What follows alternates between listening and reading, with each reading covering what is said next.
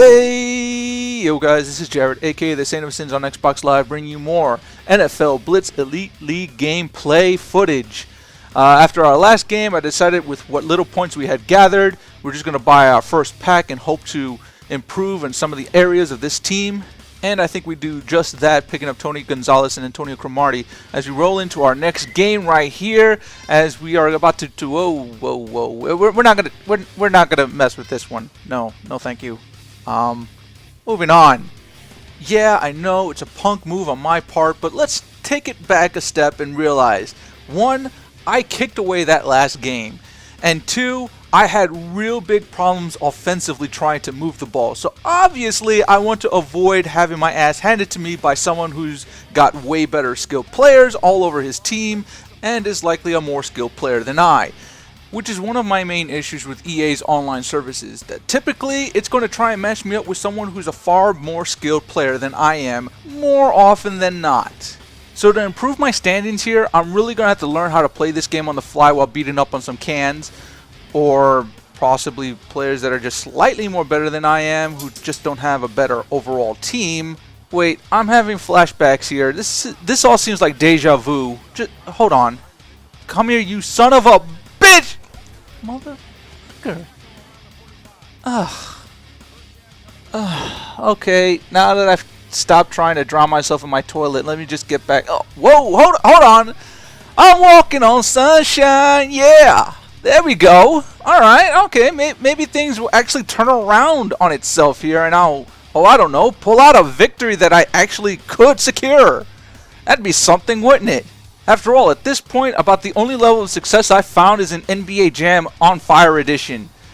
Everything else on this channel has been absolute fucking failure after failure.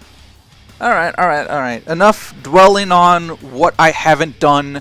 Let's try and distract myself a little bit here instead of just talk about this gameplay footage, because Lord only knows it can only go downhill from here, can't it?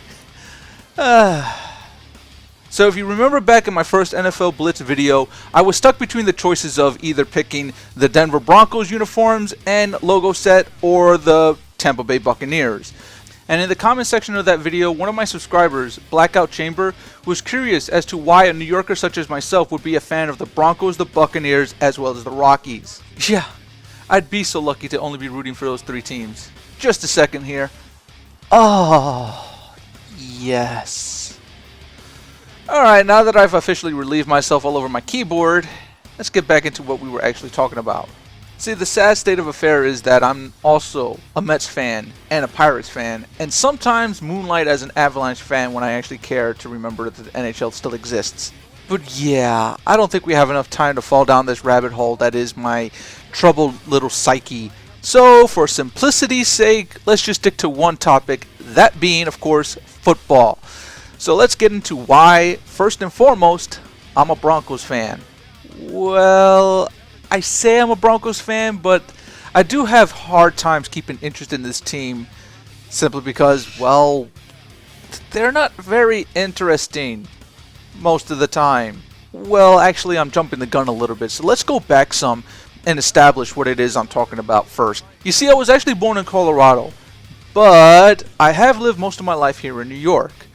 Despite my entire tenure here, I don't quite feel like a New Yorker. I'm actually not very proud to be in New York.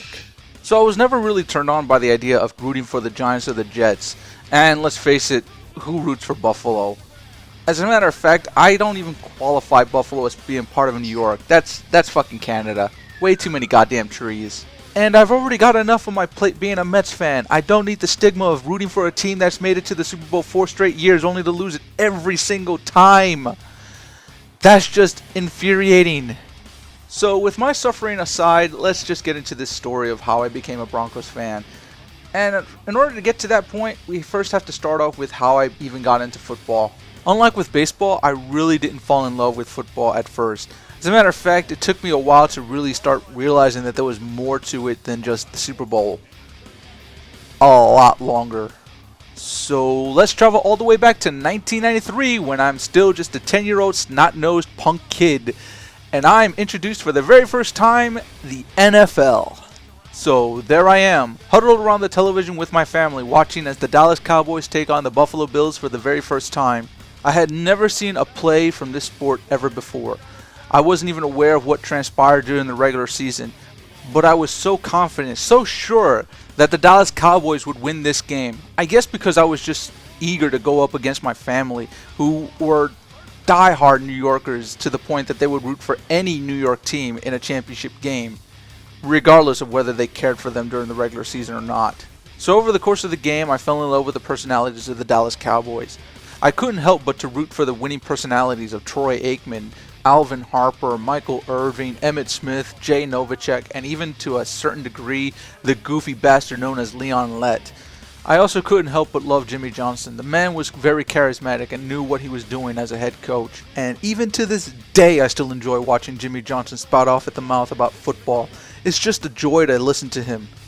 So yeah, for the bulk of my childhood, I associated myself as being a Dallas Cowboys fan, despite the fact that I still wasn't watching the regular seasons and was completely unaware of any other teams unless they played in the Super Bowl.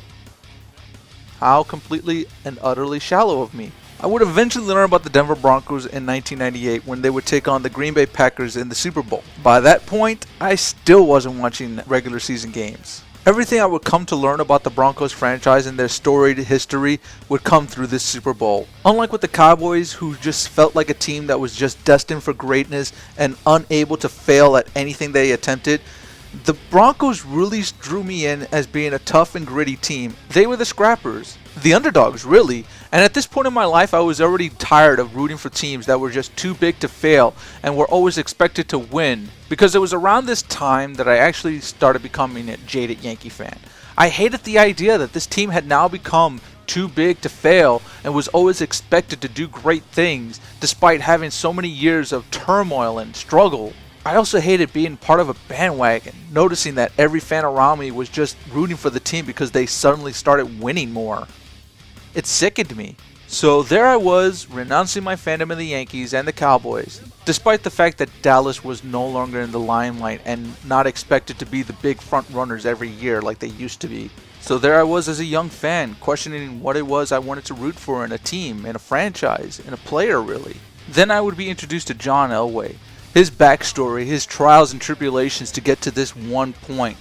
It was actually inspiring to hear his story, how he struggled to carry this team through tremendous victories only to end up with crushing defeats. So here was this easy decision for me to make. A team based out of Colorado with a storied history of constantly coming up short in big games. A team leader that embodied the franchise, tough and gritty. A Hall of Fame career that was just missing that one pinnacle moment.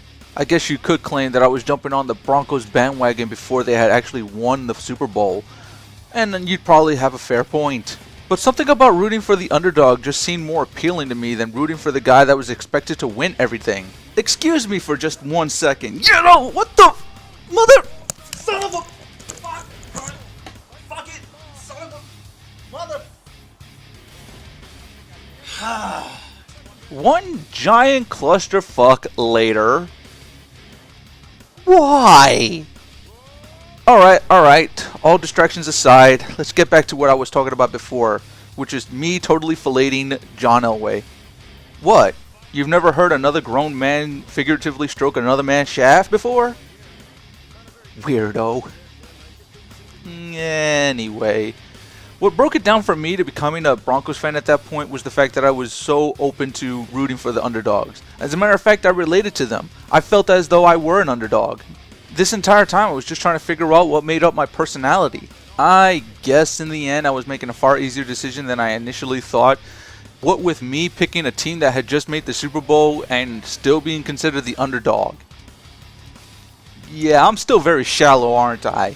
But yeah, my initial fandom of the Broncos was based solely upon my love affair with John Elway.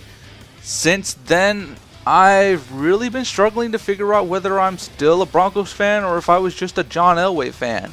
After all, I really wasn't fond of Brian Griese, Jake Plummer. I didn't care much for Jay Cutler until his whole ordeal with the Broncos organization and Josh McDaniels. And I went so far out of my way to hate on Tim Tebow that I wanted nothing to do with the Broncos' organization so long as he was a quarterback there. But now that the team is being helmed by Peyton Manning, I don't know if I care at all. I mean, I get it. He's one of the best quarterbacks out there available today, and he's a shoo-in for the Hall of Fame, but I don't know. I never really bought into the whole Peyton Manning hype. I was more into Tom Brady than I was Peyton. After all, Tom Brady did appear on GQ a couple times and does look much better in a suit. Just saying. No, but really, I guess when it came down to it, whenever these two would meet, I'd always hear how the announcers would talk up such a big game about Peyton, but always undermine Brady, despite the fact that he had far more accolades under his belt to accredit that he was a far better quarterback than Peyton. It was almost as if the announcers saw it as the opposite, that Brady was the one that still had to prove himself, and Peyton had come in time and time again, prevailing and winning championships. But meanwhile, I still kind of feel as though Peyton, in the big game situations, doesn't really prevail as much as he should. He's almost like a CC Sabathia type, always tremendous during the regular season, but when it comes down to the big games, he kind of falters. Maybe I'm being a bit too harsh here. After all, I am a cynic. I tend to look at things as being negative all the fucking time. So maybe I'm just not sold on Peyton being fully healthy and ready to go and being at the top of his game like he used to be when he was still in his prime with Indianapolis. Maybe I'm just not sold on the idea that he can do anything for this franchise. In any case, I guess that kind of answers the question of why I'm a Broncos fan. Now, to get into why I'm a Buccaneers fan, I think that's going to take another video. I don't know if I have enough time to really get into the details in this one. So I guess to wrap up this video, we should probably just get back into the gameplay itself, right? I mean, it has gotten exciting.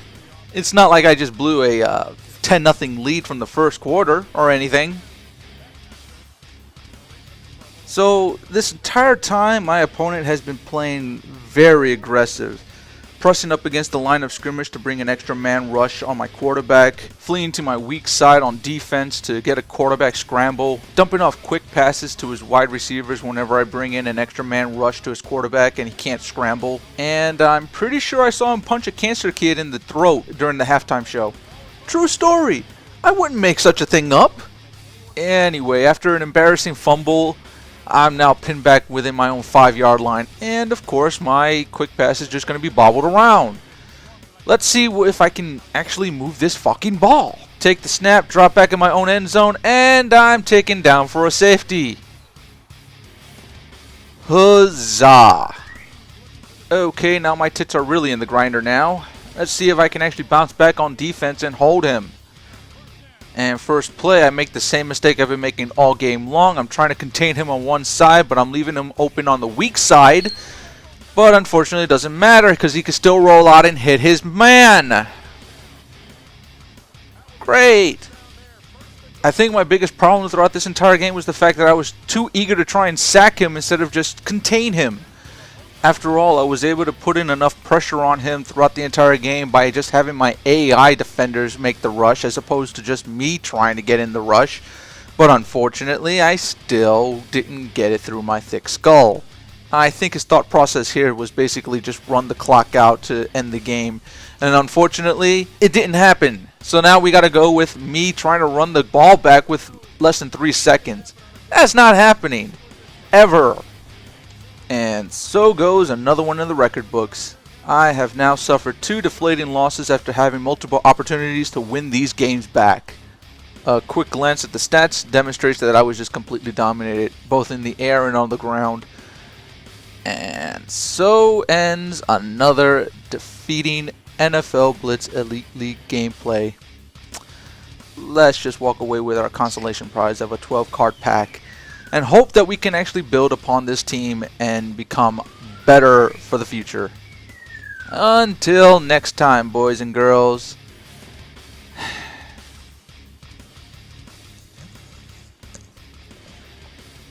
Well, I really kicked that shit out of that one. My Jim Joyce up in this motherfucker. Fucking horrible.